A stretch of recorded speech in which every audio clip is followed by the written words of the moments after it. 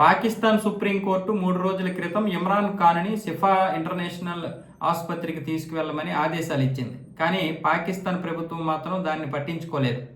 మేము మంచి మెరుగైనటువంటి వైద్యమే ఇస్తున్నామని చెప్పి పాకిస్తాన్ సుప్రీంకోర్టుకి నివేదికలు ఇచ్చే ప్రయత్నాలు చేస్తే మళ్ళీ పిటిషన్లు దాఖలయ్యి సుప్రీంకోర్టు మాత్రం ఎట్టి పరిస్థితుల్లోనూ మీరు అతన్ని షిఫా ఇంటర్నేషనల్ ఆసుపత్రికి తీసుకొని వెళ్లాల్సిందని ఆదేశాలు ఇచ్చింది. దాంతో ప్రభుత్వానికి ఏం చేయాలో అర్థం కాలేదు. గత 3 రోజులుగా నానుస్తూ వచ్చింది. చివరికి ఆసుపత్రికి పంపించాలని నిర్ణయం తీసుకుంది. నిన్న పాకిస్తాన్ ఆర్మీ రంగంలోకి దిగింది. ఎలాగైనా సరే ఇమ్రాన్ ఖాన్కి వైద్యం అందించకూడదనేది ఆర్మీ అలాగే ప్రభుత్వం యొక్క ముఖ్య ఉద్దేశం.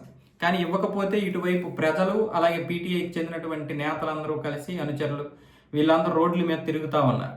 ఈ నేపథ్యంలో మొత్తానికి పాకిస్తాన్ ప్రభుత్వానికి ఆయనకి వైద్యం ఇవ్వడం తప్పక ఎట్టి పరిస్థితుల్లోనైనా మరి ఆ ఆసుపత్రికి తీసుకెళ్లాల్సిందని నిర్ణయించుకున్నారు.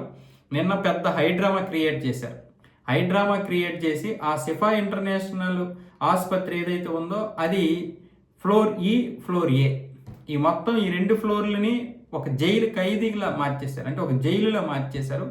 దగ్గర 900 మంది ఆర్మీని అలాగే స్థానిక పోలీసుల్ని నిఘా పెట్టి డాక్టర్లు కూడా ఫోన్లు తేనివ్వకుండా ఒక స్వతంత్ర వైద్య బృందం ఉండాలని చెప్పి సుప్రీంకోర్టు చెప్తే ఆ వైద్య బృందానికి అసలు స్వతంత్రం పక్కన పెడితే అక్కడ మెయిన్ డాక్టర్కి కూడా ఎటువంటి స్వతంత్రత లేకుండా చేసేసారు. దాన్ని ఇప్పుడు ఒక జైలుగా చేసేసారు.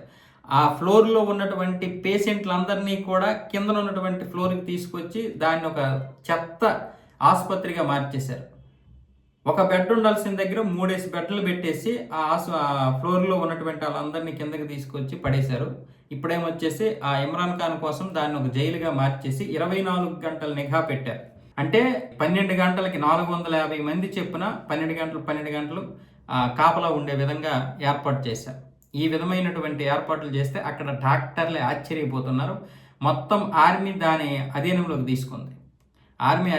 తీసుకొని అంటే మెరుగైనటువంటి వైద్యం ఇవ్వమని చెప్పి సుప్రీంకోర్టు చెప్పింది. కానీ వీళ్ళు మెరుగైనటువంటి వైద్యం అయితే ఇప్పుడు ఎవరు ఏదైతే మళ్ళీ వాయిదా ఉందో సెప్టెంబర్ 16వ తారీఖు వరకు అప్పటి వరకు కూడా ఆయన్ని అలాగే ఉంచమని చెప్పింది సుప్రీంకోర్టు. కాబట్టి ఈ 16 రోజులు కూడా వాళ్ళు ఏదో ఒక విధంగా తూతూ మంత్రంగా ఆయనకి వైద్య సదుపాయాలు ఇస్తారు. ఇప్పటికే కుటుంబ సభ్యులు ఆయనకి అనేక రకాలైనటువంటి గుండె సంబంధిత వ్యాధులు, ముఖ్యంగా కుడి కంటి చూపు 85% తగ్గిపోయింది, ఇంకా 15% మాత్రమే కనిపిస్తుందని చెప్పిన దానికి డాక్టర్లు కూడా కరెక్టే, అది ఆయన కంటి చూపు అయితే తీవ్రంగా దెబ్బతిందని కూడా చెప్పారు. ఇలాంటి నేపథ్యంలోనూ మొత్తానికి ఆయనకైతే వైద్యం అందనివ్వకుండా చేయడమే వాళ్ళ యొక్క ముఖ్య ఉద్దేశం. ఎందుకంటే ఇమ్రాన్ ఖాన్ మళ్ళీ బయటకు వస్తే ఎక్కడ వాళ్ళ రాజకీయ జీవితం నాశనం అయిపోద్దో, మళ్ళీ